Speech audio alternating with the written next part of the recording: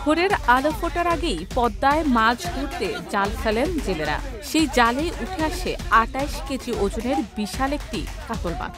পদ্মায় এখন পানি কম থাকার কারণে জেলেদের জালে প্রতিনিয়তই এমন বড় বড় আকৃতির মাছ ধরা পড়ছে। এই বিশাল মাছটি ধরা পড়ে রাজবাড়ীর গোয়ালন্দে জেলে জামাল প্রামাণিকের জালে। পরে মাছটি দৌলতদিয়া মৎস্য আড়তে উন্মুক্ত নিলামে ৫০,৪০০ টাকায় বিক্রি হয়। জানা গেছে, জেলে জামাল প্রামাণিক ভোরে তার সঙ্গীদের নিয়ে পদ্মায় মাছ ধরতে যায়। সেখানে বিশাল একটি কাতল মাছ ধরা পড়ে। এরপর তারা মাছটি বিক্রি করার জন্য দৌলতদিয়া ৫ নং ফেরিঘাটের মৎস্য আড়তে নিয়ে আসে।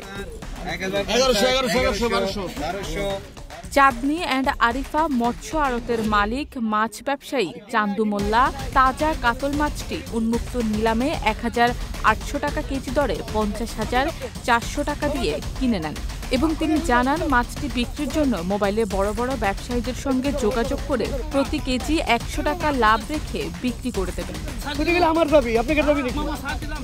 শারমিন নিশু, ঢাকা পোস্ট।